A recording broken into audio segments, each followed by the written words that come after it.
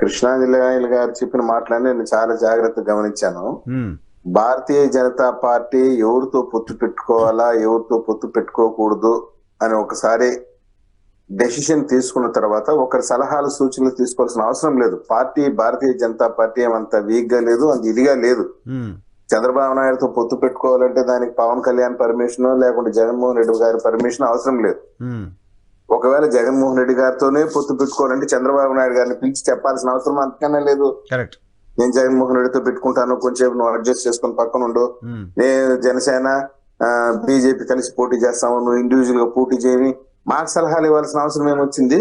ఉమ్, పైగా ఇంకొకటి అన్నాను, చాలా బలహీనంగా ఉంది తెలుగుదేశం పార్టీ, ఒంటరిగా పోటీ చేసే గెలిచే పరిస్థితి లేదు, జెండా ఎత్తుకొని రోడ్డు పైకి వచ్చే పరిస్థితి కూడా లేదని చెప్పేసి. ఉమ్, 42 సంవత్సరాలుగా ఇటువంటి పోరాటాలు మాకు కొత్త ఏం కాదు. ఉమ్, 42 సంవత్సరాలు చేస్తున్న యుద్ధమే ఇది.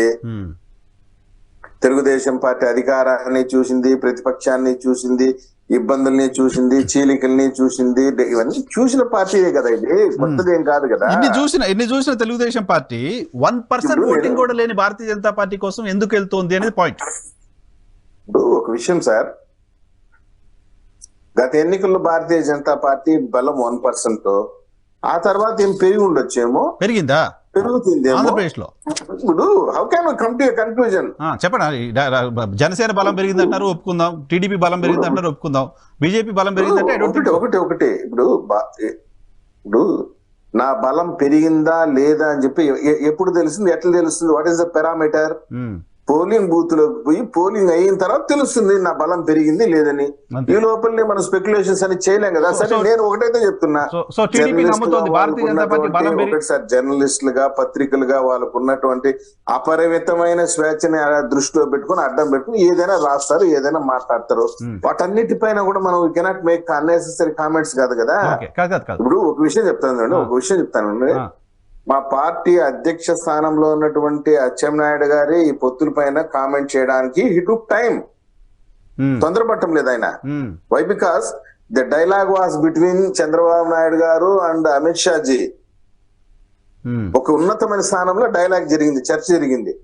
అది ఇంకా కూడా కొన్ని రాజకీయ కారణాలు కావచ్చు, కొన్ని సీక్రసీ మెయింటైన్ చేయడం అవసరం కావచ్చు, ఇంకా వాళ్ళు ఏం ప్రకటన చేయలేదు. ఈ లోపల ఎవరు కావాల్సిన వాళ్ళకి రాస్తారు. కొందరు అనలిస్టులు తెలుగుదేశం పార్టీ నాయకులు కావాలని తెలుగుదేశం పార్టీ కోరుకుంటోంది, అది నిజం సార్. ఇప్పుడు తెలుగుదేశం పార్టీ పొత్తు కోరుకుంటుందా, భారతీయ జనతా పార్టీ పొత్తు కోరుకుంటుందా? ఇట్స్ పొలిటికల్ ఆస్పెక్ట్, రాజకీయ కారణాలు. మా లాభం కూడా ఉండొచ్చు. రాజకీయాలలో అల్టిమేట్ గా పవర్ క్యాప్చర్ చేయటం చాలా ముఖ్యము. సిద్ధాంతాల పేరుతో చేతగానితనంగా ఉండటం పని లేదు. సిద్ధాంతం ఎంత అవసరమో పవర్ క్యాప్చర్ చేసి ప్రజలకు సేవ చేయడం కూడా అంతే ముఖ్యము. అది చాలా ముఖ్యమైన. కాకుంటే భారతీయ జనతా పార్టీకి పొత్తులు ఎవరితో పెట్టుకోవాలి, ఎవరితో పెట్టుకోకూడదని దిశానిర్దేశం చేసే పరిస్థితిలో ఏ రీజనల్ పార్టీ లేదు. Why? Because party is very strong, బలంగా ఉంది. ఇప్పుడు వారు చెప్పినట్టు నేను చంద్రబాబు నాయుడుతో పొత్తు పెట్టుకుంటాను కాబట్టి నువ్వు కాస్త ఓర్చుకో అని చెప్పి జగన్మోహన్ రెడ్డి గారిని పిలిచి చెప్పాల్సిన అవసరము వాళ్ళకి లేదు. చంద్రబాబు గారిని పిలిపించి నేను జగన్ తో కొంచెం బ్యాక్ డోర్ పొత్తు పెట్టుకుంటాను, నువ్వు కొంచెం చూసి చూడనట్టు పోబ్బా అని చెప్పే పరిస్థితి అంతకన్నా లేదు. పవన్ కళ్యాణ్ గారిని పిలిచి నేను ఇద్దరు కలిసిపోతాము, చంద్రబాబు నాయుడుతో నేను మాట్లాడతాను, మన ఇద్దరు ఉందాము అని చెప్పాల్సిన అవసరం అంతకన్నా లేదు. కాబట్టి నేనేం చెప్తున్నంటే, ఆన్ దిస్ ప్లాట్ఫామ్ రియాలిటీ మాట్లాడుకుందాం. ఎందుకంటే ఇది రియాలిటీ చెక్, ఇది రియాలిటీగా మాట్లాడుకుందాం. Bharatiya Janata Party is very strong in the nation as on date and as on now. ఇదే విధంగా కొనసాగించవచ్చు. తెలుగుదేశం పార్టీ కూడా కేంద్ర ప్రభుత్వం యొక్క మద్దతు irrespective of their vote share, వాళ్ళ ఓట్ షేర్ ఎంత ఉంది ఏదైనా దాన్ని పక్కన పెట్టేస్తే అవసరం అవుతుంది. ఎందుకంటే రాష్ట్రాన్ని ఫస్ట్ కాపాడుకోవాలి. తీసుకోండి ప్రసాద్ గారు. సో క్విక్ గా 2 క్వశ్చన్స్ అడుగుతాను, తీసుకోండి ప్లీజ్. భారతీయ జనతా పార్టీ బలం పెరిగి ఉంటుందని తెలుగుదేశం పార్టీ భావిస్తోంది, కలిసి వెళ్తే బాగుంటుంది అనుకుంటుంది. ఇంతవరకు ఓకేగా? పొత్తులకు సంబంధించిన అంశం పైన చర్చలు కొనసాగుతూ ఉన్నాయి, క్లారిటీ రాలేదు. ఇంకా క్లారిటీ వచ్చిన తర్వాత స్పందిస్తారు, right? 100%. Yes, you are absolutely correct. Right. The dialogue has not yet completed. Okay.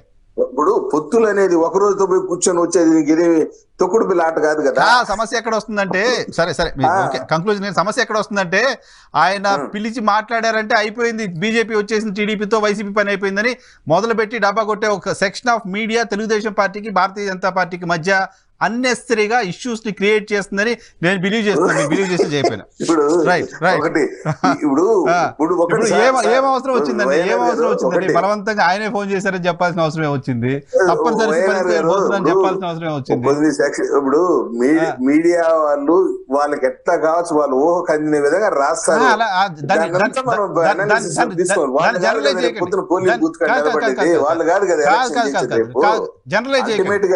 Generalise చేయకండి. సప్తగిరి ప్రసాద్ గారు మాట్లాడిన మాట చంద్రబాబు నాయుడు గారి మాట అని అనుకుంటారో లేదో కానీ ఆ పత్రికల్లో వచ్చిన వార్తలు చంద్రబాబు నాయుడు గారి మాట అని మీ పార్టీకి సంబంధించిన కార్యకర్తలు 99% నమ్ముతారు.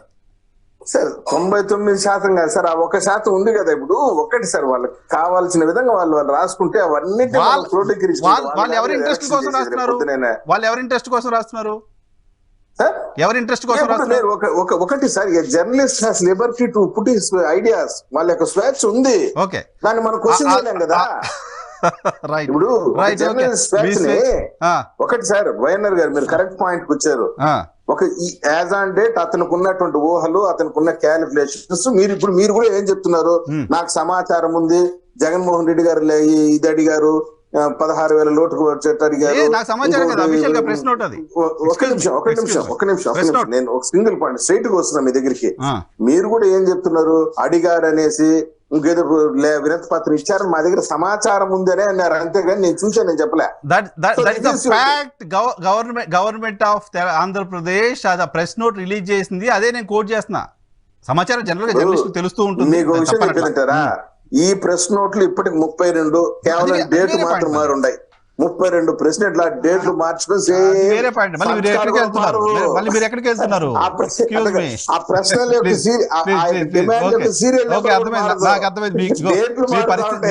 మీ పరిస్థితి ఏంటో నాకు అర్థమైంది. Okay, I can understand. Srinivas Reddy గారు ఏంటి, ఎప్పుడు చేరుతున్నారు ఎన్డీఏలో?